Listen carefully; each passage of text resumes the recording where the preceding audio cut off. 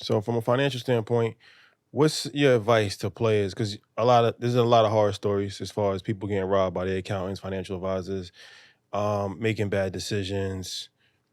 The list goes on from different baby moms that they got to pay child Yeah. support and not fully understanding how contracts work, spending too much money, bad real estate deals. I'm sure you've Yeah. probably seen it all. Yeah, So no doubt. what's your advice to players as far as avoiding pitfalls that athletes have been prone to fall into?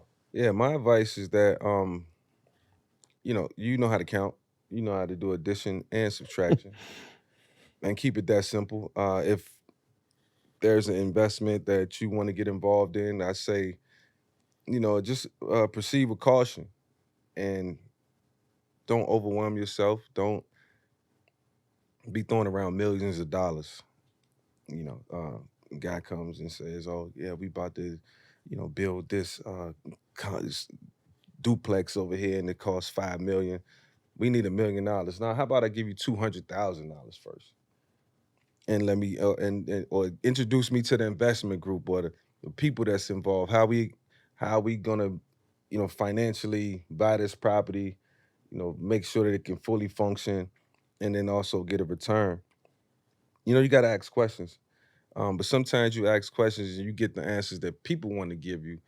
If they know you naive and they know you don't know, then they can tell you anything. Mm. And so you got to read the room.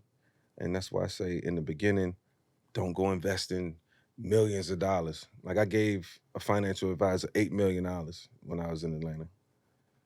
I gave it to him because I had a lot and I wanted to grow it. And he took it and pretty much put it into what he wanted to put it into.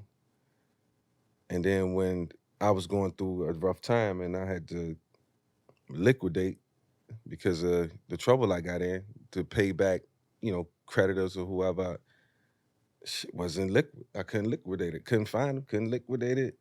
I'm just forced to file bankruptcy. What was it put in? Like a real estate deal? It was in a big real estate deal. I mean, it was an amazing deal. Now we was pretty much building the city. Mm. Strip malls, movie theater, and Domestic? yeah, for sure. It was a hell of a in Union City. It was a hell of a plan. And I was like, oh yo, you know what? I just wired it to him, bro. I'm trying to grow. I'm saying this is my portfolio. I'm trying to grow it. I'm 20. I'm 25, 26 years old. And I told you, I always stayed ahead. I always think about my finances. I had a good amount of millions in the account. And I'm like, oh, I can live off that because I already got everything that I need. And I'm still playing and I know what I'm making this year and I know what I got. All right, boom, take that. And so those the type of situations that you can fall into. I feel like I was never supposed to file for bankruptcy. Uh, How'd that happen?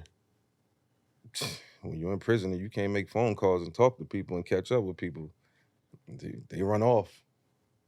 And I'm just being candid, you know what I'm saying? I know we having a conversation about other things, but you ask. And sometimes I feel like it's therapeutic for me to talk about the pitfalls and the things to look out for. sure. And you ask how, you know what I'm saying, just to be wary of people and just know the situations that you get into because you can get taken full advantage of. And that's why I tell young men and women, don't go invest in millions of dollars. It would have softened the blow for me. I'd have been okay if I'd have gave him a 2 million as opposed to 8. Now I got room to work around certain situations. So yeah, man, you got to be smart with your money because that's your money at the end of the day and learn at the same time. Yeah, I mean, we have to learn from our heroes, Yeah, right? for And sure. so, like, to see you speak about it, to see you be vulnerable about it, Yeah. they're gonna learn from Yeah, I it ain't afraid to for say it. sure.